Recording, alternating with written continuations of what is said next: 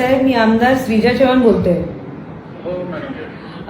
साहेब, आपलं अशोकराव चव्हाण साहेबांसोबत पण बोलणं झालेलं आहे आणि मी आता परत एकदा आपल्याला विनंती करायला आता फोन लावलेला आहे, कारण मला प्रत्येक मिनिटाला एक फोन येत आहे. इतकं अवघड झालेलं आहे लोकांना, महिलांना स्पेशली. ते रात्री संध्याकाळच्या वेळेला परत शेतावरनं येताना त्यांना काही लाईट नसते. जरा भीतीचं वातावरण निर्माण झालेलं आहे. लेकरं सुद्धा संध्याकाळच्या वेळेला अभ्यासाला जेव्हा बसतात तेव्हा त्यांना लाईट नसतं. तर एक विनंती अशी आहे की 7 ते 10:30च्या ऐवजी तुम्ही 7च्या अगोदर कुठली तरी वेळ बघा. संध्याकाळी 4 ते 7 करा किंवा दुपारची वेळ बघा साहेब.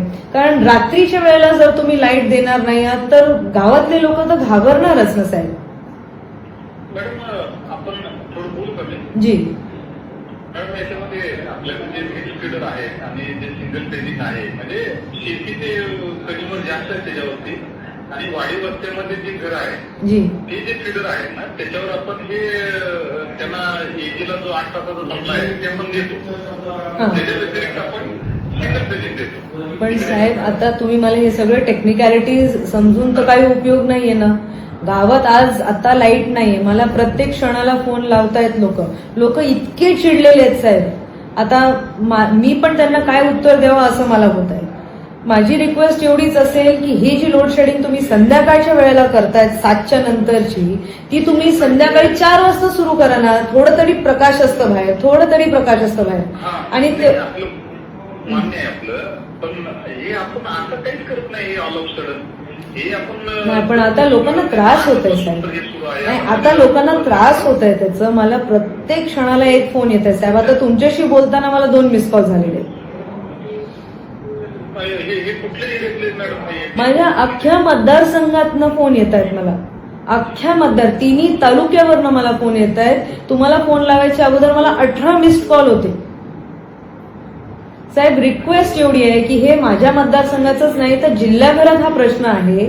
तुम्ही वेळ जरा आणि परवाच्या दिवशी डीपीडीसी होणार आहे.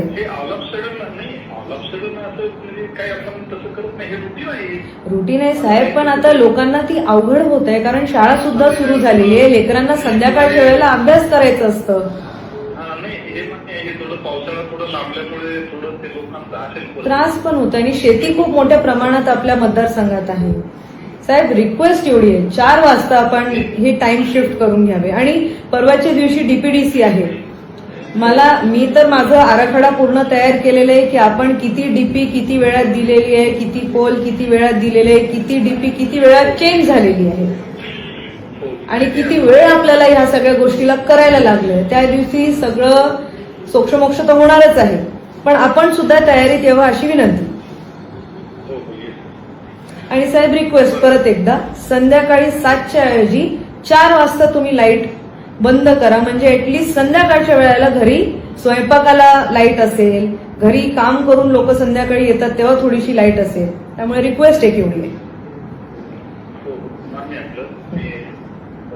जी चालेल.